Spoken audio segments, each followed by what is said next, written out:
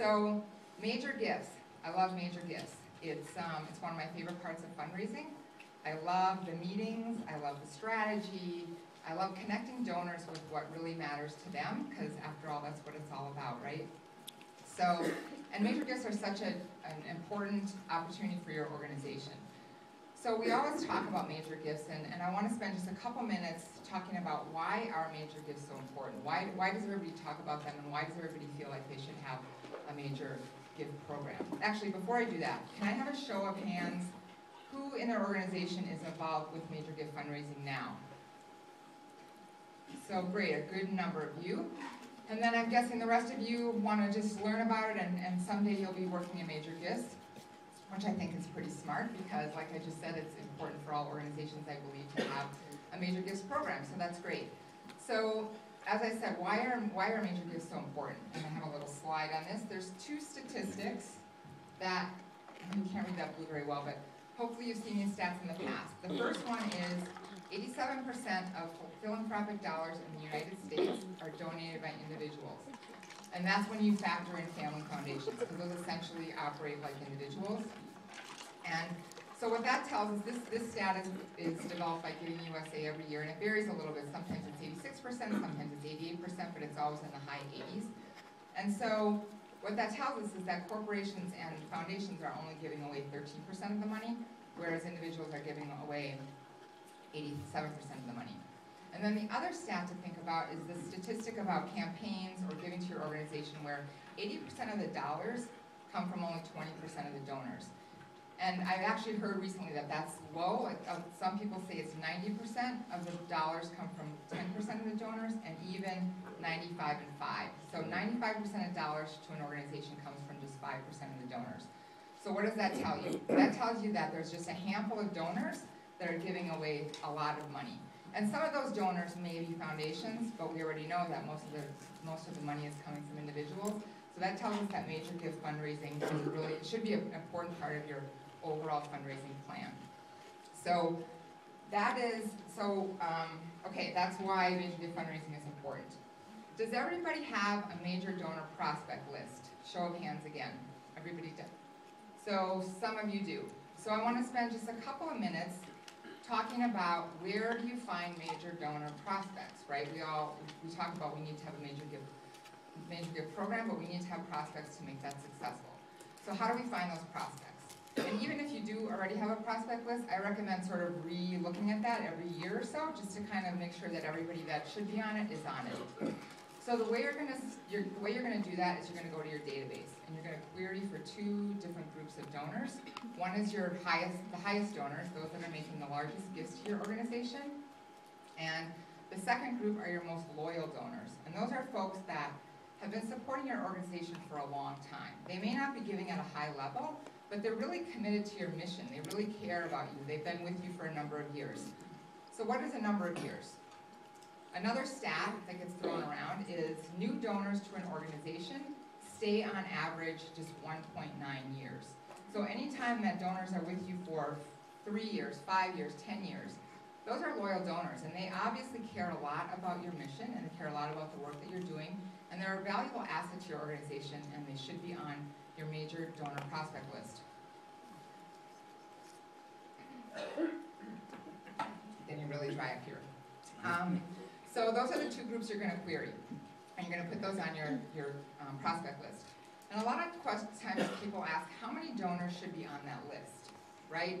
And that really varies with a number of things. How much money you're trying to raise, how big your development department is. If you're a one-person shop and you're writing grants, and you're maybe writing the newsletter and doing all the marketing and doing major gift fundraising, you don't want to have 200 people on your list because you'll never be able to cultivate them and steward them the way that you want to. So for a one-person shop, and I've been a one-person shop, so I know how challenging that is, you want to have probably 20 people on your list. And that will give you enough donors where you're able to cultivate and steward them, but you're not completely overwhelmed and you're not ignoring people. So I say 20 is a good number.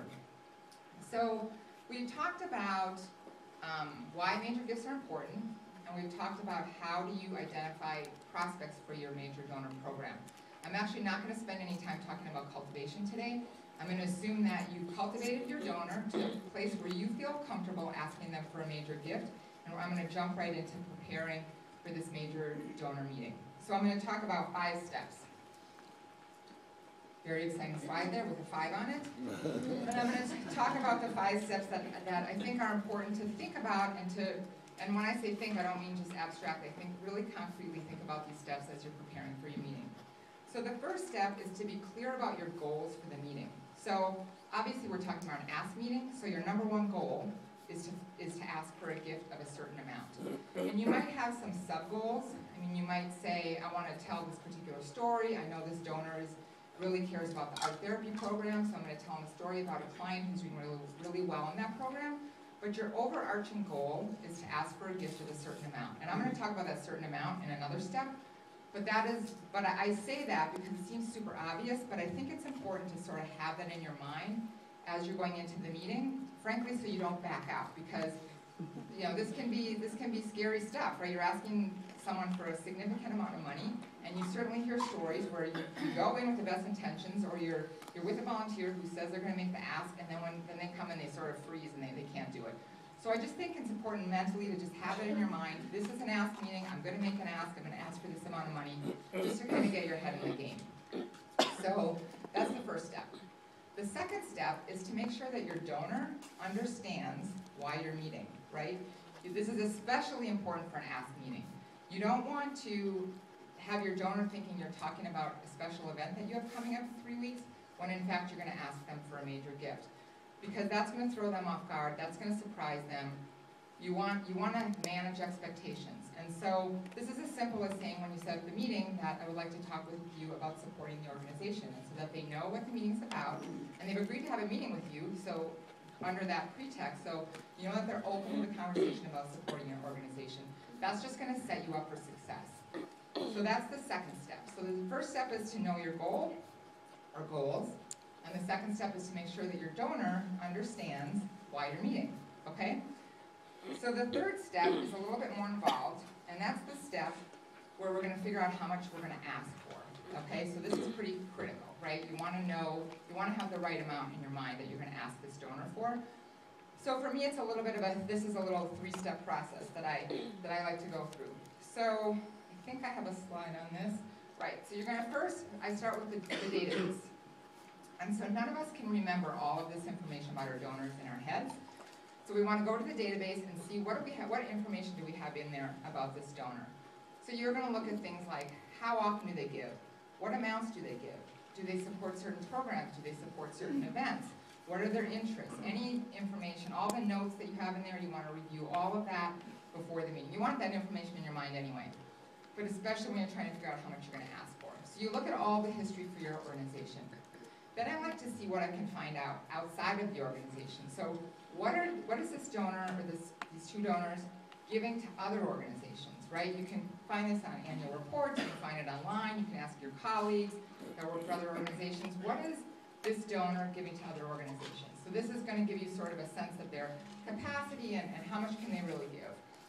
And then the third thing I like to do is, I don't like to make this decision on my own because it's a very big decision. It can have a lot of impact on your organization.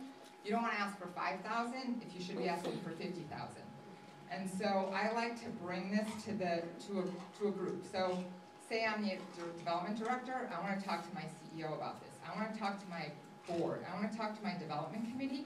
I want to get a lot of brains on this because they're out in the community as well, and they know what this person's giving. They might have seen them at an event, donating $20,000 to a live auction. So you want to get a lot of folks making this decision. And so I do this for 2 reasons. First, you're gonna get more information, because it's not just you sitting in your office trying to figure out what to do. There's a lot of people talking about it. And second, then everybody's on the same page, right? Again, you're not gonna go off on your own and ask for 5 when you should have asked for 50, and everybody has agreed that this is the amount you're gonna ask for. So I think that's just kind of smart, and you're probably going to come up with the best possible number to ask for. So that's the third step. The fourth step is to figure out what you're going to say.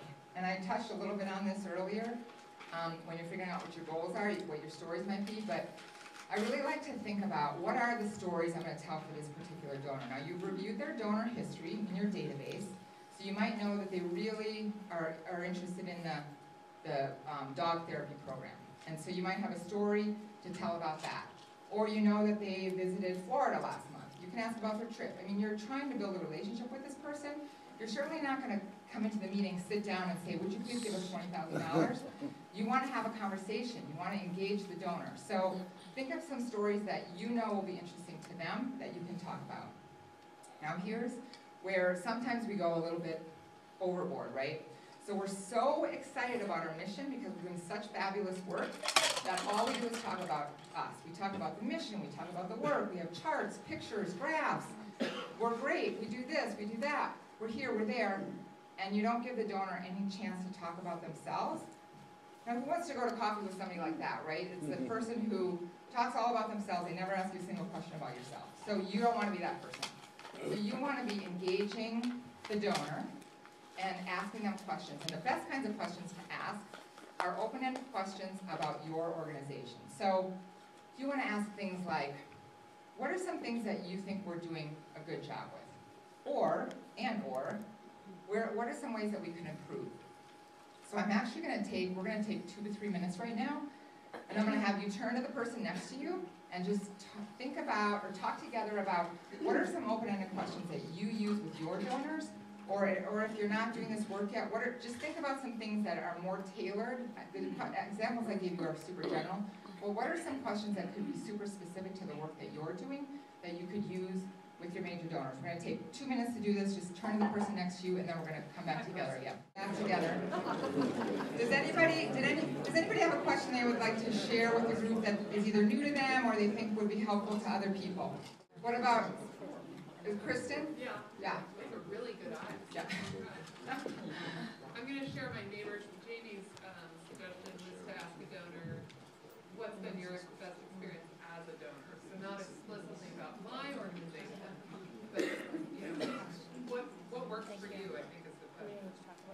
That's great. For those of you who couldn't hear it, the question was, what experience have you had that you enjoyed as a donor? Is that right? Yes. Okay, great. Thank you both very much. And I think I'm probably running out of time, so I want to wrap.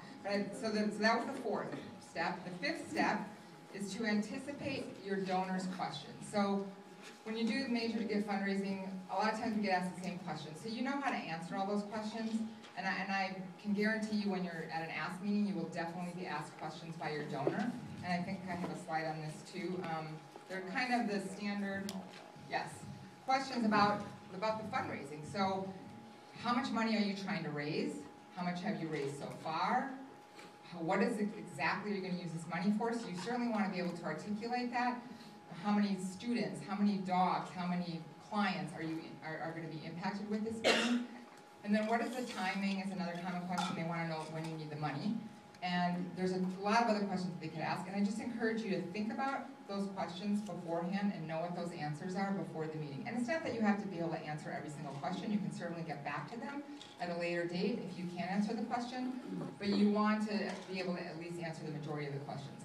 And one thing I forgot to mention when I was talking about both the 4th and 5th step is that if you're doing this meeting with someone else, so if you're doing it with your CEO, if you're the development director, or a volunteer, a board member, make sure that you have this person in on the conversation. So they're in on the planning. They know what the stories are going to be. They know what they're going to say. You know what you're going to say.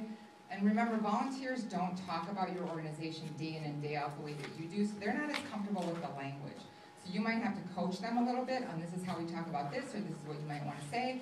You might even do some role playing. I mean, it seems kind of awkward, but in the end it can be, you'll feel a lot more comfortable during the meeting itself. So that's really kind of it. Those are my 5 things. I have a little slide to make sure that you're ready for your next meeting. So these are the 5 things. You want to know what your goals are. You want to be sure your donor understands why you're meeting. You want to know what you're going to ask for, of course. And then you want to know what you're going to say and anticipate the donor questions. So that's it for my part. And I'm going to introduce Tammy in a second. We're going to do Q&A at the end, or you can catch me after the presentation. And now, here's Tammy.